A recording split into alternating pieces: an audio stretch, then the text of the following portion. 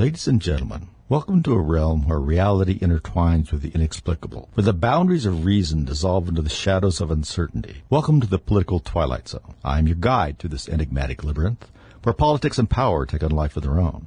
In this dimension, the threads of truth weave a tapestry of intrigue, challenging our perception of the world we thought we knew. In this world, nothing is as it seems, and the truth lies buried beneath layers of deceit. Prepare to venture where reason meets the unexplained, and where the unexplained might just be the ultimate truth. Hello, everybody. Another week goes by, as I always say. I mean, it just seems like things just fly by sometimes. Tumultuous week, I don't think another way to put it. Kind of cool, because we're just seeing a lot of things happening with the Trump administration, and I find fun, I guess would be the best way to put it. Some of which I understand, a couple of which I'm not so sure I can figure out. I trust him to have a plan, and I will say that. But on the other hand, I'm not exactly sure that I can see what that plan is, because it's hard to tell. With just a couple of these, Matt Gaetz, the Florida congressman that he wants to be Attorney General, that's the oddest one to me. Now, here's what I think. I think that what Trump is doing with a lot of his appointments is sort of throwing the cat among the pigeons in there into these places. He's putting people who are very loyal to him, have very dynamic and structured views that are aligned with his, and he's going to see what happens. I think that what you'll see is you'll sort of draw these people out. Now, I may be overcomplicating this. Probably draw these people out because you'll see who the really weird actors are by how they respond to these appointments. Maybe these appointments will last. Maybe these people will go away. I don't know. But they're controversial for a reason, and there's several reasons that they could be. Anyway, we're here on KNZZ 1100 and 92.7 KGLN. We're on the internet, podcasting, and all that sort of thing, so we appreciate everybody joining us here. I'm Rick Wagner, by the way. I have been for a while. I hope to stay. I hope to stay that too. But let's look at this RFK Jr. thing. Now, he made him. I thought he would probably make him some sort of a outside consultant. Put him in charge of something to study. Most of the time, those things don't come to anything, but I think with Trump they could. And I was looking at like the Elon Vivek Ramaswamy kind of thing, which is pretty cool. But making him Secretary of Health and Human Services, that's a pretty big deal.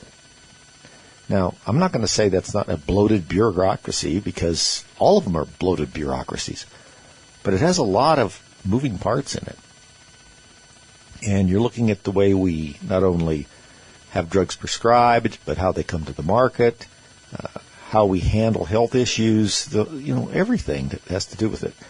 Probably too much coming out of the federal government, but nevertheless, that's what's happening. Now, RFK Jr. is an interesting person. I mean, we all know that, right?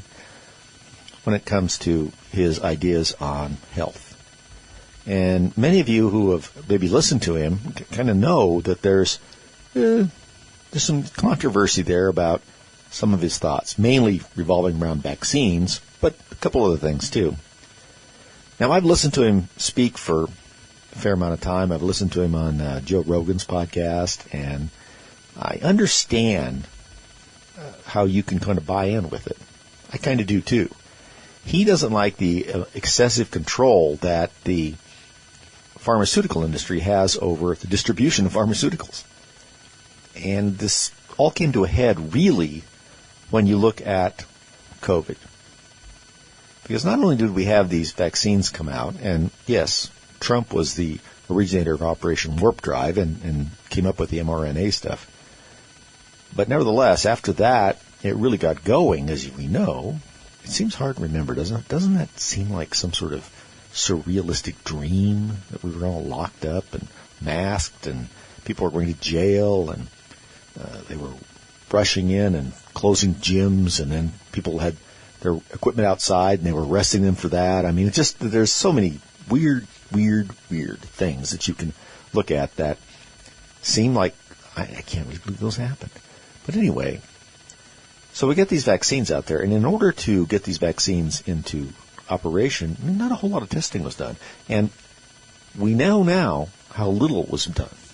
And testing on young people and a few things like that really wasn't carried out anything like that would normally have to be done before some kind of vaccine. And let's remember, mRNA stuff is a different kind of animal. It doesn't strike you as the definition of a true vaccine. It's sort of a prophylactic effect, hopefully. That's the idea behind it. Keep you from getting it, maybe.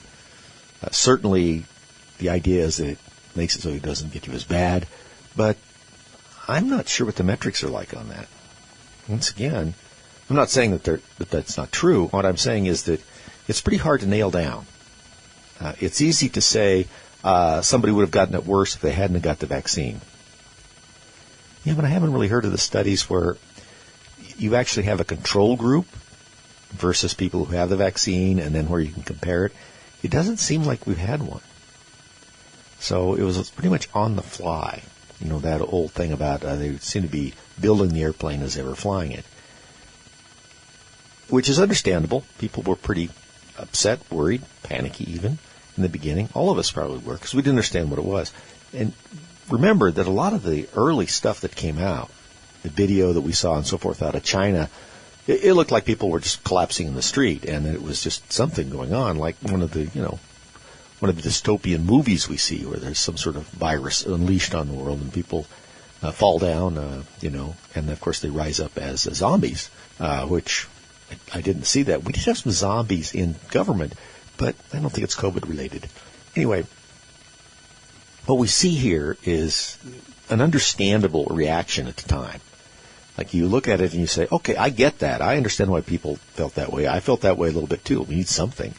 Then it became another sort of, let's we say, cause. Like, what are we doing it for again? Well, we're certainly doing it for your health, yes. But it seemed like it had a lot to do with control. Now, you can argue that you need control to, on public health emergencies and so forth. We need some of it. I'm not sure that in Minnesota under Tim Walz, sending police up the streets and firing paintball guns at people who happen to be out on the front of their houses to force them back in is really the kind of thing that we're looking at in terms of, that's how you handle a public health emergency. It says too much about it. It's a thought process about the use of government and the use of government power that makes anybody who isn't just a pure, I don't even know, far left socialist, somebody who believes that government should be in the middle of everything, should give them pause. Because that's where you see the old saw that we hear all the time about, ultimately, government is power, and that it's sooner or later somebody, shows up at the point of a gun. And, well, that's probably true for almost all governments to some extent. But we really saw it with this one. And we saw massive overreactions. And here's the thing that I think RFK was talking about that I do agree with is very early on in this, we allowed the drug companies who are making this to not be liable for what would happen with the vaccine if someone had some reactions to it or if it looked as though they didn't test it properly and things like that, which I think arguably there's real questions about that. So they were selling something that you were required to take. And I mean, under pretty draconian circumstances, you weren't able to fight back at all.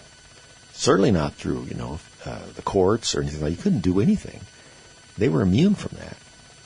And they were, in some sense, a monopoly. I mean, there's a couple people making it. But they made billions of dollars. I've seen a lot of estimates on that. And it seems a little strange to you, as you look back on it, to just force money. I mean, that's what was going on. It was forcing huge amounts of money into the pharmaceutical industry. Now, I don't want to be one of these people that think, big pharma, big farm, big, everything. Welcome to Bernie Sanders land. But at the same time, we always have to control these large megalithic corporations that we have. to some extent, because we want them to grow so that they do all sorts of crazy things that we want them to do, but we also don't want them to become too, hey, wait a second, I think I just take over here. So we got to balance that out. All right, thanks for sticking with us, folks. Listen, in the beginning, we were talking about, in the first segment, we were talking about this thing of forcing medical intervention on you. And it's more than that. It's not just forcing the intervention on you. It is guaranteeing billions of dollars of money, government money, which, by the way, I might point out, ultimately either comes from you or gets printed by the government, which makes your money worth less, to do this with almost no oversight. Now, oversight is a funny thing because we realized during that COVID epidemic that there were some places that if they had oversight, we didn't have oversight over them. The Fauci paradox, for instance, we see. He personified science, and since he personified science, you couldn't question him. Yet, at the same time, the whole purpose of scientific method is to question the results and what's being done so that you're constantly improving it. So it was paradoxical what he was trying to say, and I think that ultimately he's proven to be a very troubling character. I think that as we look back upon this, we're going to see that there were very troubling things that were done there, and there were things that we're discovering before the epidemic actually came about that he seemed to be involved with, and it's very hard to understand what the motivation was. Now, he made a lot of money. That's clear. He does. Was he connected to some of these things in a nefarious way? Well, we're still trying to discover that out. But he also seemed to be the most important thing, beyond money, beyond any of these other things. Adulation and fame and control are powerful intoxicants. And he seemed to just really like them up. I mean, if he were sniffing glue, he had been sniffing glue all day long. And you could see it. And he just very quickly, and I don't think that this was something that he hadn't been to begin with, became unimpeachable.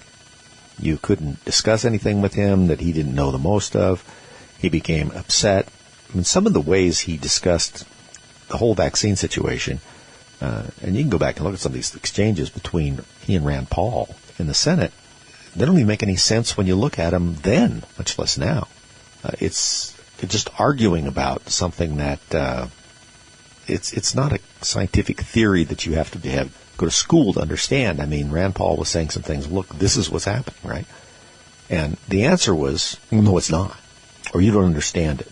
You don't understand it enough, which is always the same thing that Fauci came back to, is no one's smart enough to understand what he's doing, which I don't think is even close to being true. We saw all of that go on, and it just underlines that we have to be careful about government power. And so I think that RFK Jr. just sort of being tossed like a stick of dynamite into the HHS system, we'll see what sort of floats up. And same thing with Matt Gaetz, although I have real reservations about him. These are going to be people who are absolutely and completely loyal to Trump, which is what you want, because the last time he was in power, there were a lot of people that he chose, I think, trying to get people who had governmental experience, who this and that, and people would say, oh, yeah, they're pretty good. Well, they were just swamp creatures, and they were going to turn on a dime as soon as it was in their interest. The people he's picking now don't seem that way at all. That, I think, is his first criteria. And the second one is that it's like sort of throwing a pebble into a pond and seeing where all of the ripples go. That's what he's doing with a couple of these appointments. Matt Gaetz has a lot of baggage that I can't make heads or tails out of. He's been accused of all sorts of things, but in this environment, I mean, people are accused of all sorts of things all the time if they have the wrong political views, and you have no idea if there's any evidence to support it. It would be interesting to hear some of what the House investigation about that was going on.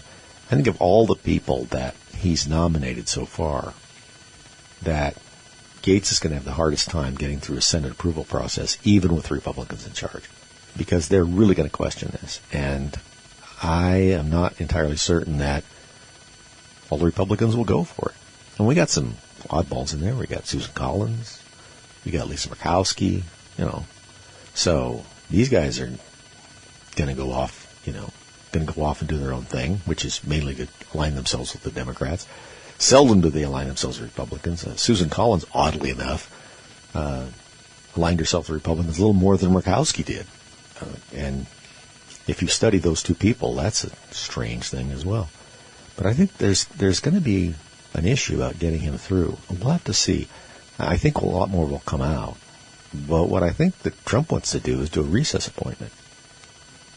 Right? Let him appoint him while the Senate is in recess, and it doesn't have to be approved by the Senate. Now, that just creates problems later on, because you're just acting. You're not confirmed. Maybe the president doesn't want him to stay all that long. Maybe he wants to see what happens when he tosses him in there, and then as time passes, when he has his bearings on what the problems are, someone else maybe steps in and starts settling some hash in there.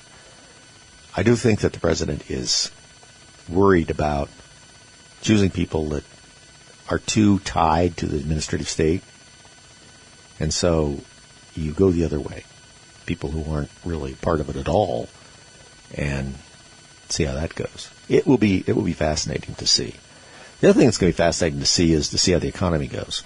Now, we've already had some great news for the stock market, which a lot of you out there are in the stock market. Sometimes you don't even know it with your IRA investments and things like that.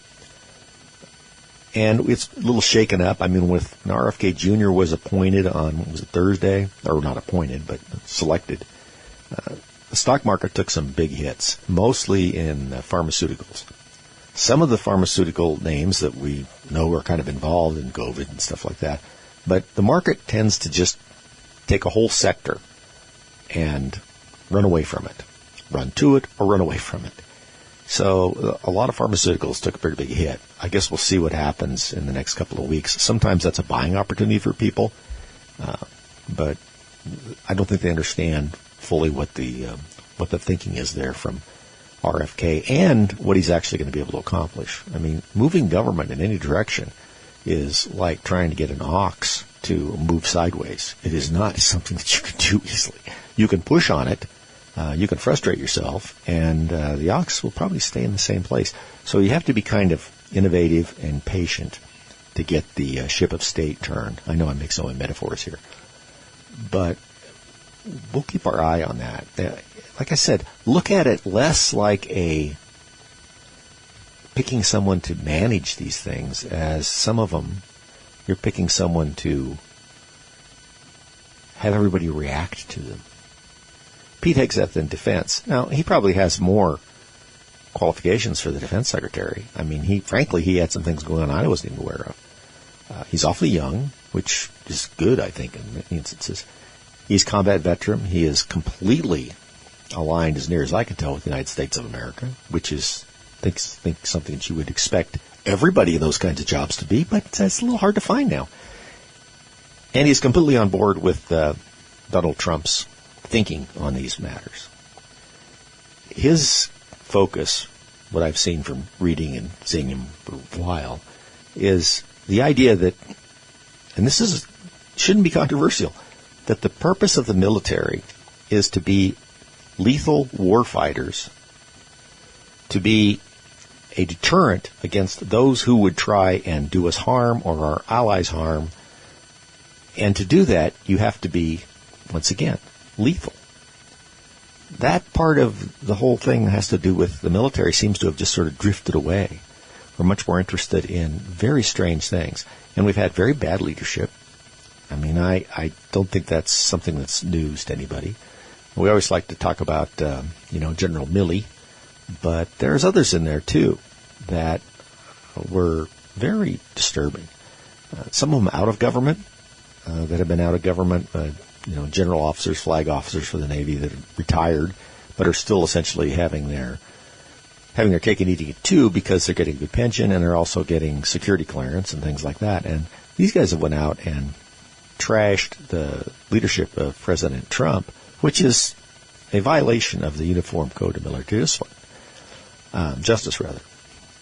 If you're receiving a pension, and especially if you're a general officer, you're not supposed to be commenting on the civilian leadership, Because the whole thing about this is that we have a civilian leadership, and it has to be preserved to let the civilian powers deal with it.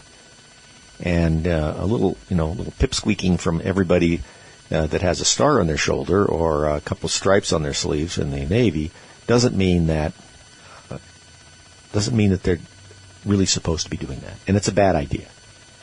That's not how it's supposed to work. And then nothing was done about it. So I think that Hegseth is going to be very interesting because he's going to just clean house, I think, as much as possible. Now, we say that, but let me tell you, if you look at the civil service behemoth that the federal government has in order to try and get rid of people, it is a chore. I mean, it's a battle all by itself. And don't forget, these folks will have a lot of union and constitutional things that they'll make up. May or may not be true. And they'll have the support of the courts in a lot of these places. And you'll try and do something, and it's going to get tied up. And hopefully they'll just tie it up long enough to where, Trump's out of office, something like that. It just never happens. And keep your eye on the court system. That's where the fireworks are going to be. We'll be back. Okay, folks. Thanks for sticking with us here. I hope that I didn't get too philosophical and observational and tedious in our last couple of segments, but we're living in interesting times now, and the self-analysis is something that we need to do all the time to see, what the heck is going on? I would say that the easiest way for me to think about what's happening with the development of the apparent Trump administration is not only does he have some very competent people and some excellent choices, but in some areas he appears to be sort of rolling a metaphorical political hand grenade into some of these deep state areas. And you'll notice that the more deep statey, difficult, confrontational portion of the government that there is, the more sort of explosive, as it were, nomination that President Trump is making to get into that organization. Now, is that because he wants really true believers in there who are going to follow his direction and be loyal to him? Of course you want that. We certainly didn't have much of that in the first administration for Mr. Trump, but I think he understands it now. Secondly is this activation by rolling these people into these positions and making individuals fight about them? Does it bring things to the surface? Does it show who's who, what's what, and what they're thinking? Probably. That certainly can be part of it. Is it a loyalty test to see who will support his decisions, whether you have trepidation about them or not? Maybe a little bit of that, too. I think that there's something going on that's more like our second example. Some of these appointments, particularly since the more radical ones, if you want to call it that, are sort of aimed at the most problematic portions of the deep state. I think these are engaged for several reasons, but they all have to do with bringing the hidden parts of the deep state, as well as people in Congress, to the surface. How much they rail about it, what do they say, who are they? Poor Matt Gaetz, to some extent, I think is kind of bait. Let's just see how that goes. I'm very fascinated by what he's doing. He knows what he's doing. This isn't an accident. So we'll try and follow through on that. All right, I have some other things to talk about here today because, as you know, I'm always saying how we don't get much news. Now, that doesn't seem like the correct thing because we get news all the time. Yeah, we get the same news all the time. That's my problem with it. We have the same three stories all the time, over and over again. I don't care if it's on Fox or MSNBC or CNN, to the extent that I watch them. It's just become the habit now. It's interesting because cable news has always had the goal and the difficulty of trying to fill 24 hours a day with something. Now, I guess there's really two ways you can do that. One, you can have a far-flung net of reporters and sources of information and report on all sorts of large to medium-sized goings-on across the nation and the world every day. That takes a lot of resources. Not only are people gathering that information, but other people have to take that information and put it into a usable format, get it in front of somebody to read into the television camera, and have a little bit of knowledge how to discuss it. It's pretty staff intensive. It's a good thing to do, but it's not a cheap thing to do. The other thing is to take, say, 3 different items that are outrageous or that your audience is interested in because they're upset about them or they want to know about them, just because if they're not being done, they'd be upset about that, and just run them over and over again with different ways. Now, I always talk about this, how on some of the shows, and it doesn't matter which side it's on, but you just go from a topic, top of the hour, rolls over, new host, new panel, whatever, new backdrop, same topic, or at least the same 2 or 3 topics, just different people talking about them.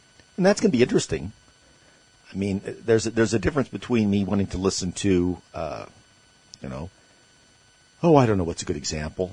Someone who I think is always upset. Tommy Lauren on Fox is a little, he's always a little bit outraged. I don't mind listening to her some, but boy, she gets used a lot. There's a difference in how much attention I'm going to pay to that, as opposed to a segment with Victor Davis Hanson or Douglas Murray or someone that we are really interested in, General Jack Keane, people like that, say, okay, this guy's got something to say. So, but it does fill time. And let's face it, they have to fill time. And sort of being outraged, which everybody is right now, whether they like it or not, draws in viewers. So that's all fine and good. Except you, the audience out there, slowly begins to realize that there's all sorts of things happening around the world that are at least moderately important, if not more so, to the United States, and ultimately to kind of your well-being, even though it's a little attenuated, that just doesn't get talked about.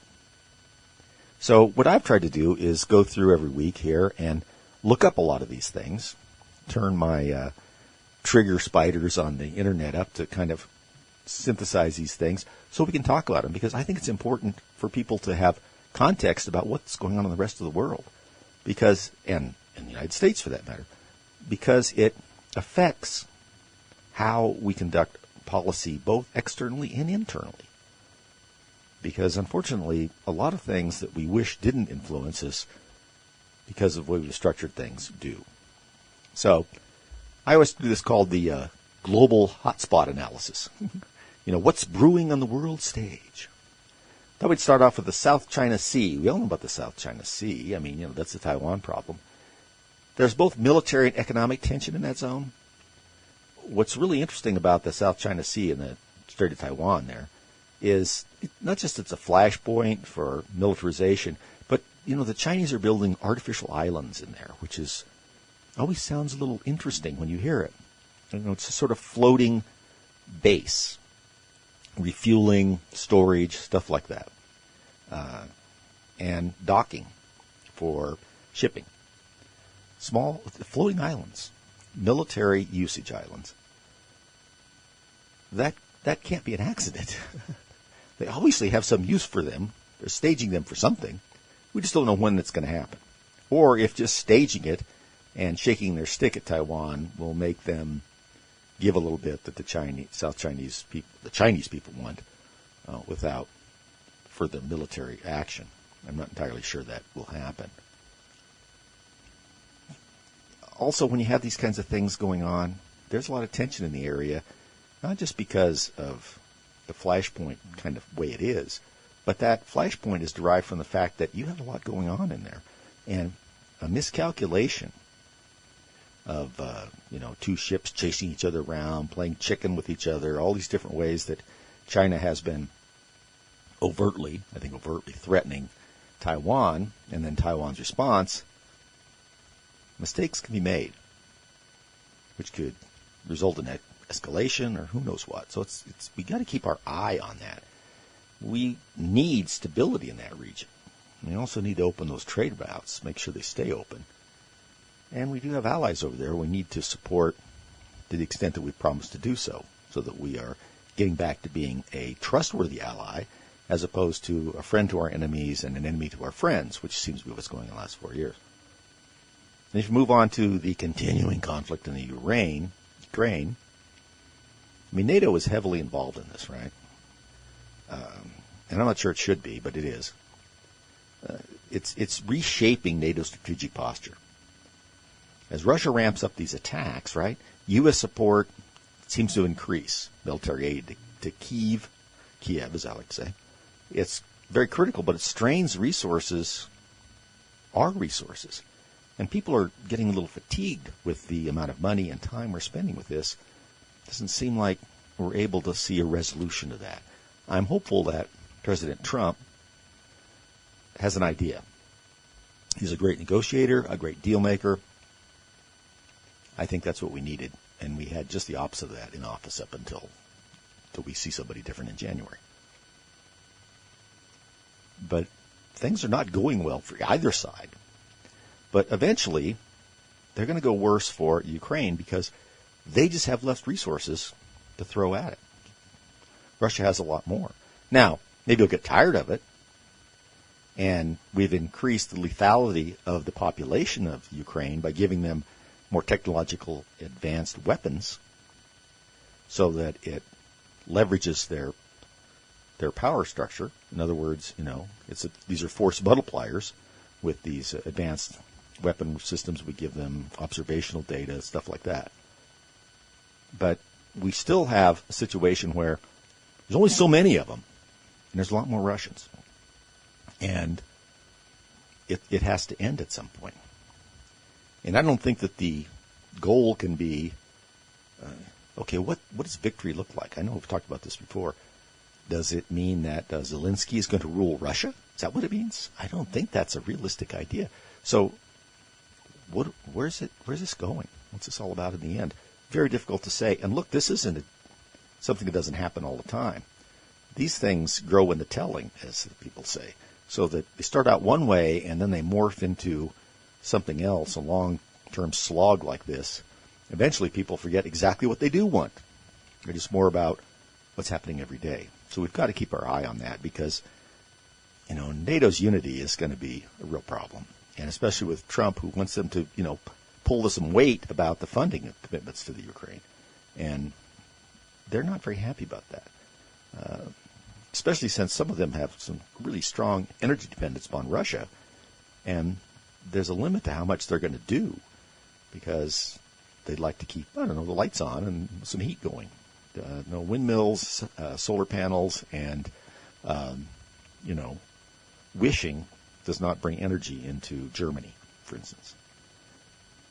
I mean, NATO is really under constant pressure all the time. It's a North Atlantic Treaty Organization. Okay, North Atlantic Treaty Organization. And, of course, Turkey's part of it, which doesn't seem, if I check the map, is not in the North Atlantic. So the mission has changed quite a bit. And we'll see how well this structure survives.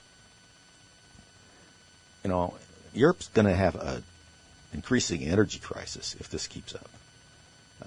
This war really affects a lot of it. Now, they're going to be doing better with the Trump administration because we are going to lift the pause, as they like to say, on liquefied natural gas.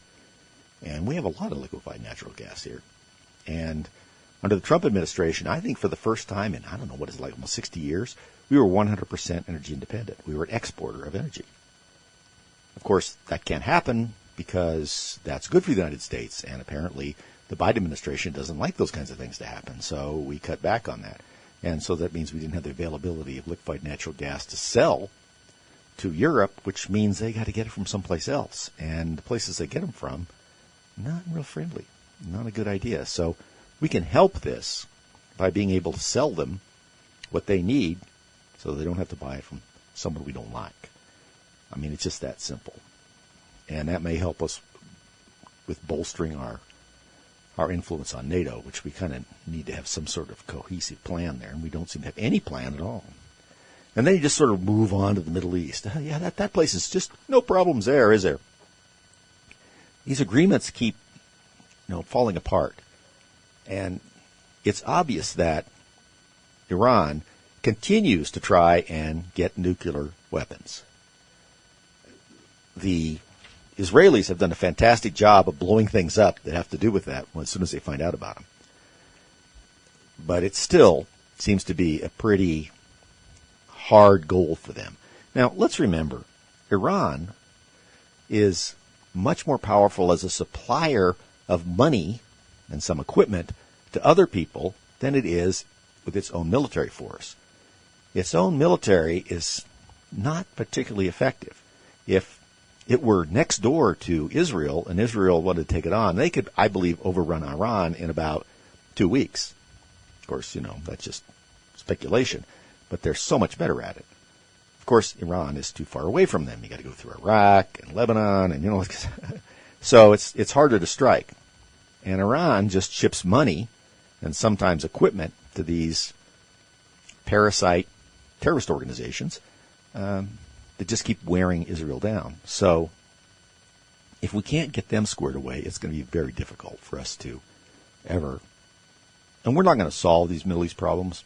I hate to bring it to anybody's attention, but the Middle East folks have been at each other's throats for, let's see, when was the first Crusades? And then there was stuff even before that. So it's been a long time.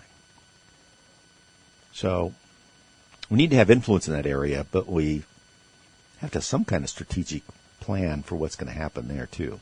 That's going to involve speaking with Netanyahu and setting some kind of boundaries for what they want to do. I don't mean telling them what to do, but I mean say, okay, when we get to this, what's going to happen? Are we willing to broker a peace if we do this, if you do this or you do that? So because right now we don't know. Because what's happened with the Biden administration is they just keep saying, stop it, we mean it, come on, knock it off. That's not a plan. The real plan is to say, okay, what's your objective, and what objective will you be satisfied with so that we can negotiate something after that between the parties? Not just to stop where you're at and go home. Just go home, stop it. Yeah, that's the sort of juvenile foreign policy we've been working under for quite a while. It doesn't work. We're going to have to improve that. I think Trump can improve that too. There's a good relationship. Nobody doubts that he's very supportive of Israel. He also recognizes that they just can't let people keep shooting rockets in there forever. But he doesn't want to get a forever war going. And that's a very real possibility in that area, because there's been some sort of war or tension going on there really for almost forever already. And we don't want to get too involved in it, but we also don't want to see the only foothold we have in that region, which is an important region, pushed into the sea. So I look forward to that deal-making abilities of Donald Trump to help that out, but it is important. And there's another one that we just miss altogether, and that's sub-Saharan Africa. Keep an eye on that. People call it the silent battleground, because that whole continent is a key player in minerals like cobalt and lithium. These are essential for our energy technologies and, to some extent, our chip manufacturing, sophisticated electronics, stuff like that. China and Russia have been really trying to influence and increase this. We've talked about this in these areas with their, I just love this, their Belt and Bridge policy, where they give you money, where they come in and they build things for you that you can't possibly pay back, and then they're in your tent with you. That's how they operate, and they're doing a lot of it. It also is in their interest to have a lot of instability with some of these African nations that are not playing ball with them. It's easy to destabilize them. I mean, having coups and insurgencies in places like, outside of the Sudan, it threatens the whole thing. And we need to keep an eye on that so that we don't end up with enemies, essentially, controlling resources that we really need, some of which don't have in the United States. So it's just an area to keep our eye on, and we just don't do enough of it. We look at, some pirates took over a ship or something. Yeah, well, that's just part of a bigger problem, isn't it? The whole sub-Saharan Africa thing is just overlooked all the time, but that's an important part of the sort of global strategic outlook, because it's resources. They have a lot of resources that other people need. You don't want to have them controlled by hostile powers. Nobody likes that has to happen, but until we figure out how to build things without using these rare earths and so forth, we're going to have to make sure that we have some access to them. And just standing by and twiddling our thumbs and not even looking into what's going on there until it's already gone, that can't be the best way to do it either. So I suspect we'll be paying a little more attention to that. And we've got to effectively compete for influence in that area. Now, in the past, we've just been trying to give them money. I think that is a weak and losing proposition. Foreign aid has very seldom got us anything except somebody asking for more foreign aid. This is why the Chinese, and this is nefarious, come in and say, okay, we'll give you some foreign aid. What we'll do is we'll come in and we'll build a bunch of bridges, maybe pave some roads, some things that you would like to have but may not absolutely need, and having them may not help you pay for them. And then once that happens, it's like, well, gee, you do owe us a lot of money, and we've got in here, so we'll just move in and kind of be influential in the country. Don't bind us. And as long as you're letting us do that, we're not going to make a big deal about money you still owe us. This is just sort of a protection racket to some extent. And we got to be aware of that. And we have to decide what's most important to us and what's the best way to kind of keep that from happening. We've done it in the past. And part of it is, once again, you do too much navel-gazing about what's happening in the United States sometimes to understand that other things are happening in the world that will influence what happens in the United States. It just may be tangential or may take a little time, but it will still be there. So there you have that. I mean, when you try and connect the dots and all these things, these are all sort of intersections of military, economic, even cultural and political interests. You got trade routes in the South China Sea, great power competition in Africa, multiple challenges in the strategy that we're trying to employ in the Ukraine, and try and leverage these alliances, as well as trying to get people who are all our allies to trust us again, and then also help out a little bit more. Some of the European nations are waking up. I'll tell you, our best friend in Europe is going to be Italy.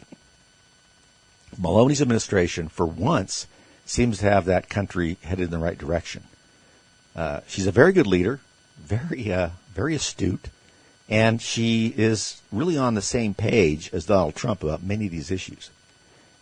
And that is going to help us as we try and deal with Europe and Eastern Europe. So we need somebody in there on our side, and the French cannot be counted to do anything. The Germans are so reliant on energy and other things from the Russians, it's hard for them to do anything. Some of our other allies just don't have the wherewithal. I mean, Finland is great. I mean, they don't like the Russians, but they're not contribute a lot. And then you have, as we talked about, Turkey, who appears to be part of NATO, but seems to have a lot more to do with Russia and China than us, and make a lot of nasty noises about Israel. So we got to find somebody on our side over there just to sort of, give us a little hand with managing our interests in the area. So that's that. I mean, just keep your attention on these things, because even though we don't hear about them every day. Hi, folks. Thanks for listening. Listen, if you'd like to listen to more and you want to maybe perhaps have someone else listen to our podcast, you can do so either by going right to our webpage, politicalviking.com, or therickwagnershow.com. Both of them take you there. You can get links right directly to our podcast, or you can hear our podcast on Podbean, on iTunes, and Spotify, and a couple others.